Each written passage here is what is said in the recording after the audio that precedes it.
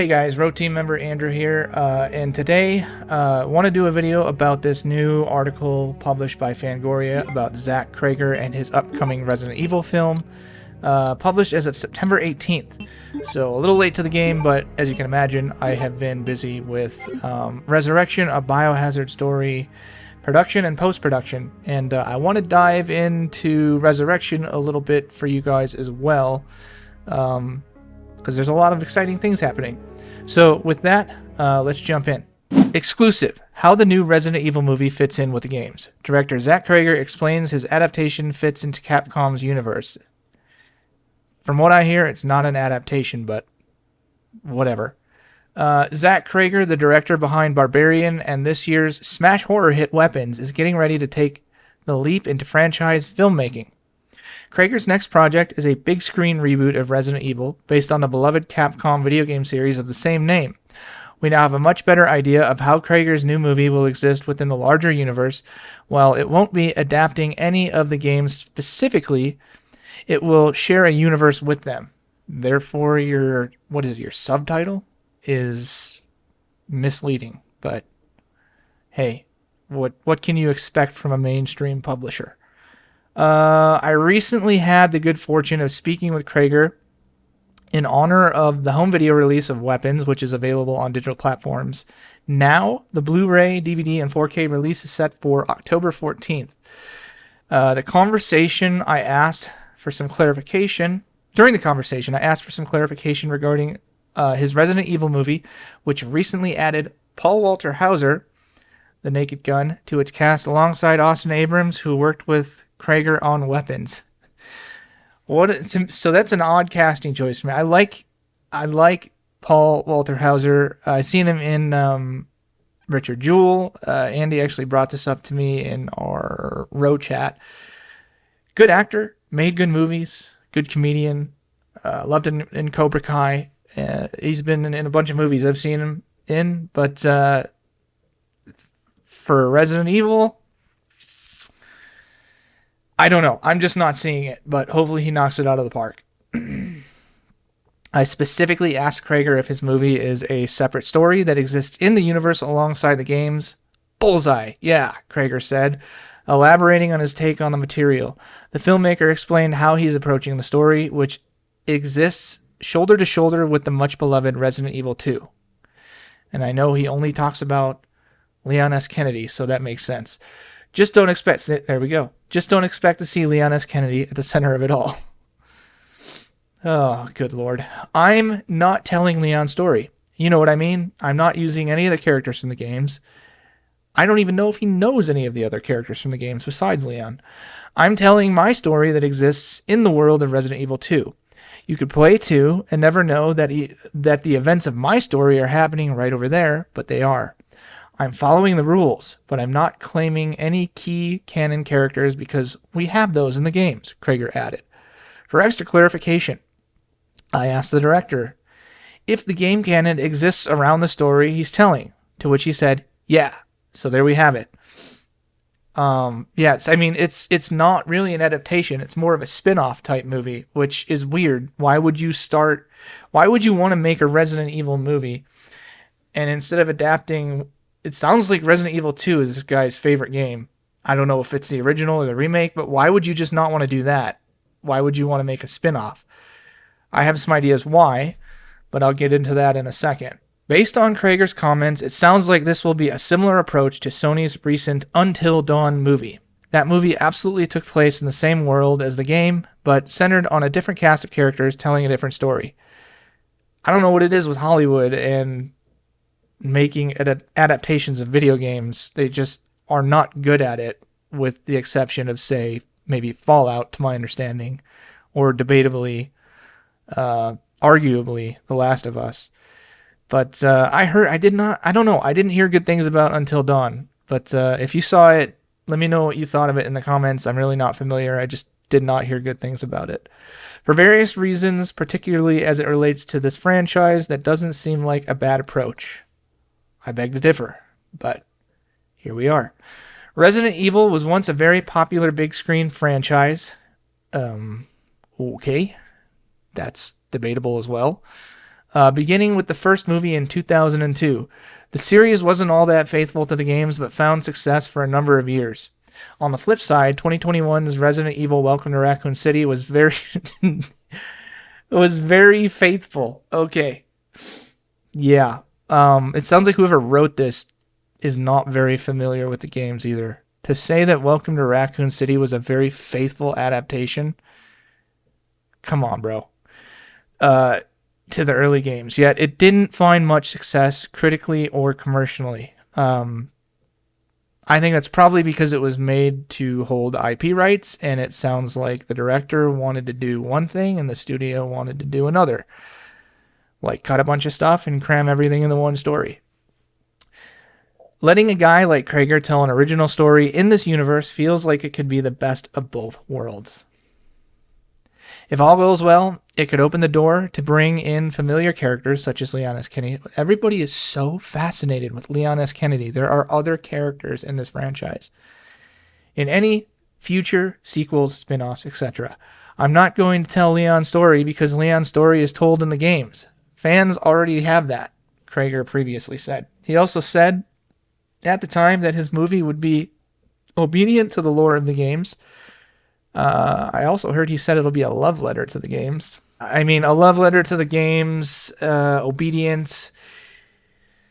Bro, if you want to make a Resident Evil movie, just make an adaptation of a Resident Evil movie. It sounds like this guy's favorite game is Resident Evil 2. And like I said, I don't know if that's the original or the remake, but he keeps referencing Leon S. Kennedy. And in this article, he talks about Resident Evil 2 specifically.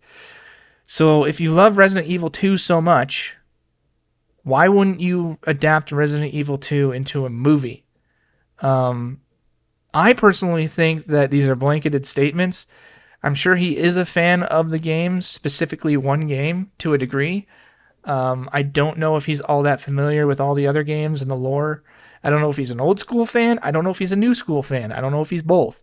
He doesn't really talk about it, and I don't think he's allowed to talk about it. Whatever contracts he has signed with whoever probably prevents him from talking about it. You know, I could be totally wrong, but that would be my guess. I personally think that he is using an established IP to make the movie that he wants to make to boost his career. And I think he's luring fans in and giving them hope by saying things like, oh, I'm not adapting the movie, but we're making another movie in the same universe, so we're following the same rules. And it's a love letter to the game. You know, just a hook, line, and sink like we've gotten in past years. So I don't take what he says at face value. I don't take it seriously. I think he's a casual fan at best. I would hope that I'm wrong on that. I would really be curious to hear what his thoughts are on the franchise, on the games. Did he play them when he was a kid? He said he's logged thousands of hours, so I would just love to hear about those thousands of hours that he's played the games. Yeah, I mean, I just wish we had a director like George Lucas, who is obsessed with Star Wars. It was his idea, his baby. He created it. Or like Peter Jackson, who was so infatuated and in love with Lord of the Rings. He was blessed to have had the opportunity to make a pretty faithful rendition of the books, according to most people. So again, I do not find this as optimistic as most other people do. I feel like I'm able to lift up the veil and see past all of the nonsense.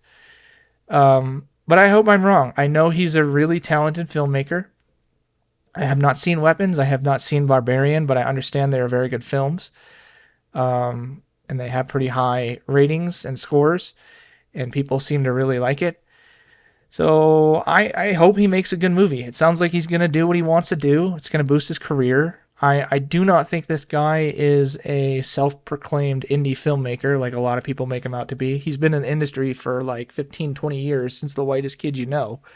I think he's just getting started with his directing career, which is why I think this is a big crutch for him.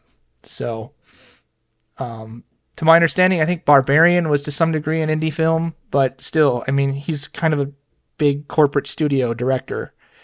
Last couple movies that he's been involved with. So definitely an insider, definitely an industry elitist, hand-selected, propagated guy that's going to do what the company tells him to do to make the movie that they want to make. And if that's his movie and they approve of it, great. It just doesn't sound like those IP holders are very interested in adapting Resident Evil in any way, shape, or form.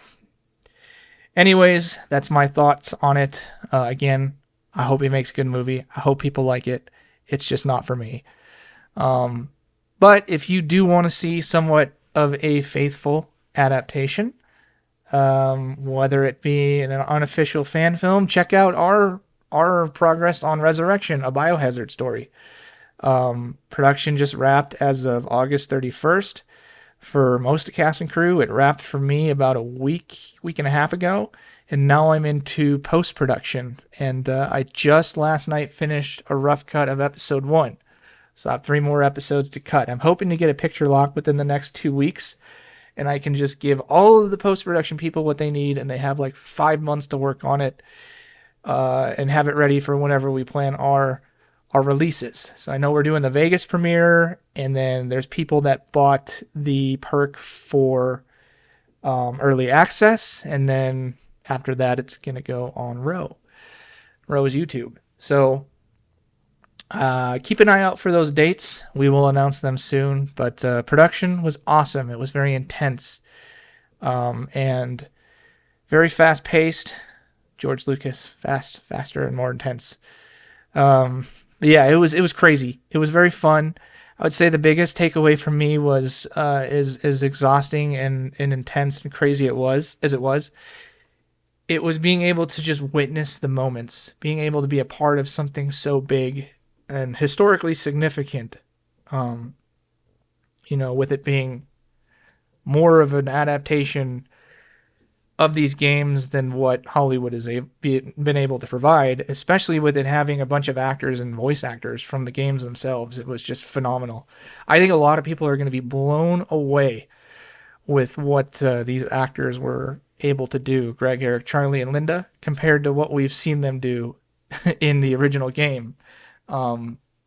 They just knocked it out of the park, man. The performances were just like, you see them in the game, no, don't go, stop, open that door. And then you see him in this, and it's just a totally different, toned down, much more serious rendition of their characters instead of that crazy over the top, as Pablo Kuntz described it before. That's how the Japanese wanted them to record back in the day. But I think people are just going to be shocked at what these guys were able to do. And it was just a true blessing being able to be a part of it and witness all these moments. So, yeah, that's kind of my update today on this article and Resurrection, a Biohazard story. So stay tuned for any more updates on either of these things in the future. But anyways, that's it for this video. If you like this video, please like, subscribe. Let us know what you thought in the comments. Share this video with others. And with that, thanks for watching, and we will see you back here at the Residence of Evil 2.